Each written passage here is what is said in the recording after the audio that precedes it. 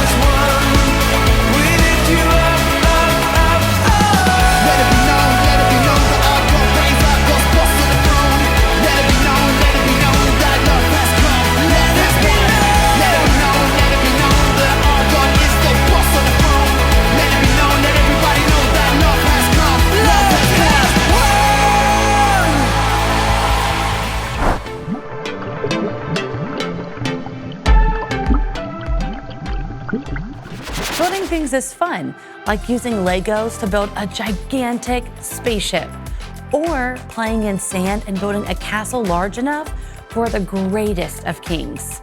Well, today we are going to test out 3 contestants by having them build the largest, most stable tower with random things we found. The goal is to have a strong enough tower to rest an egg on top for 5 whole seconds. Pick who you think will win. Is it Johnny, Marissa, or Todd? Well, welcome everyone. Today we are playing Build That Tower. As you can see here, we have a random assortment of items from a shoe to a pencil to an Oreo. So we have to build as tall of a tower as we can and the most sturdy tower that we can. And whoever finishes after 2 minutes and holds an egg up for 5 seconds wins. It's pretty simple. Pretty simple. You guys ready? Vote for who you think will win. Will it be Todd? Yes. Marissa? No. Or myself? Definitely not. All right, let's start the timer. 3, 2, 1, go. See, you guys are going about this wrong. What are you doing? This is the glue. The glue.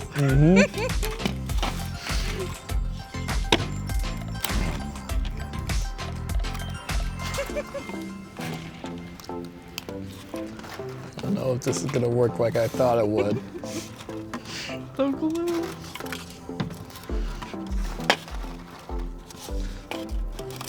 You're ridiculous. That's not gonna do anything.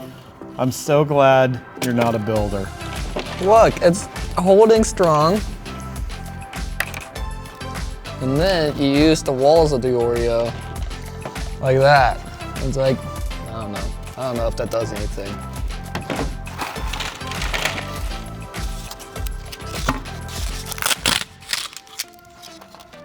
What are you doing? Well, you didn't I'm say we making could a use tower. the plate. Yeah, there's 3 plates. What do you think? Well, I thought the plate was just to hold the stuff. No.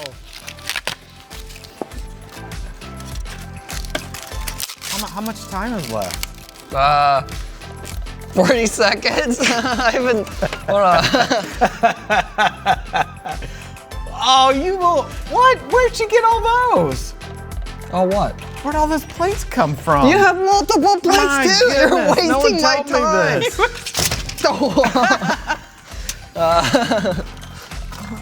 I'm done. Johnny, are these your shoes? Yeah. You won't mind if I get some pretzel dust inside Oh, that? that's fine. My tower didn't stand strong. You're ridiculous. We got 8 seconds though.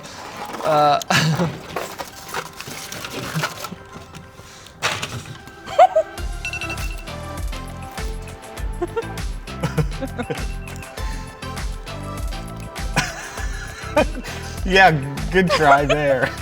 Well, Where are you even gonna put the egg? Hey, where's your here, Hey, where's your glue? like the glue didn't stay strong. My glue fell apart instantly.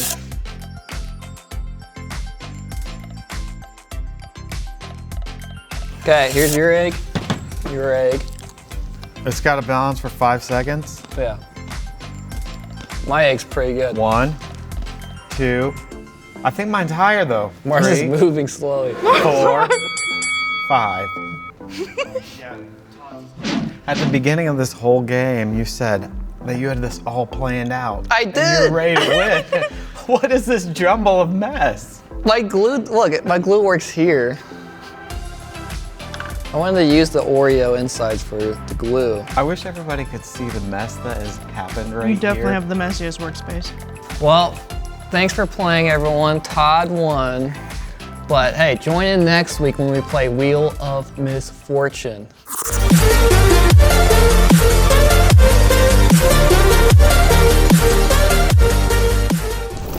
Today we're going to be hearing about Nehemiah. If you don't know much about him, you came to the right place. In our story, Nehemiah heard how the walls and gates of Jerusalem were completely destroyed, and it saddened him, but he knew that he wanted to rebuild it for God's people. Thankfully, he wasn't given Oreos, a pencil, plates, or even a stinky shoe for building. Instead, he trusted in God and knew that God would be faithful to his people. Our big idea is God is faithful to his people. Let's watch a story to hear more about this. Nehemiah was a Jew, one of God's people. God's people had lived in Babylon for many years until King Cyrus, the king of Persia, took over Babylon and let them go home. Some of God's people went home to Judah, but some of them stayed in Babylon. Nehemiah stayed and worked for the king of Persia. One day, some men came from Judah. Nehemiah asked, "How are God's people doing in Jerusalem?" The men had bad news. The people are in trouble. The walls around Jerusalem are broken down, and the gates have been burned down. Nehemiah sat down and cried. Then he prayed and fasted for several days. "Yahweh, God, he prayed, we have sinned against you. Please remember your words to Moses. If you are unfaithful, I will scatter you among the peoples. But if you return to me and obey me, I will gather you from the ends of the earth and bring you to the place I have chosen. Nehemiah went back to serving the king, but he was still sad. The king noticed Nehemiah's mood and asked him, "What's wrong? Why are you sad?" Nehemiah was afraid. No one was supposed to be sad around the king. Nehemiah told the king, "The city where my ancestors are from is in trouble. It is in ruins, and the gates of the city have been burned down." "What do you want to do?" the king asked. Nehemiah prayed. Then he said, "Please send me to Jerusalem so I can rebuild the city." The king agreed. He gave Nehemiah letters to keep him safe as he traveled. If anyone tried to stop him, Nehemiah could show that he had the king's permission to go to Jerusalem. The king also made sure Nehemiah had wood to help rebuild the city gates and wall. He even sent some men from his army to protect Nehemiah. Nehemiah arrived safely in Jerusalem. After 3 days, Nehemiah got up in the middle of the night and went to look at the city's walls. Then he told the people there, "We are in trouble. The city is ruined and the gates have been burned down. Come, let's rebuild Jerusalem's wall." Nehemiah told the people how God had helped him, and he told them everything the king said and done. The people said, "Let's start building." And so they did.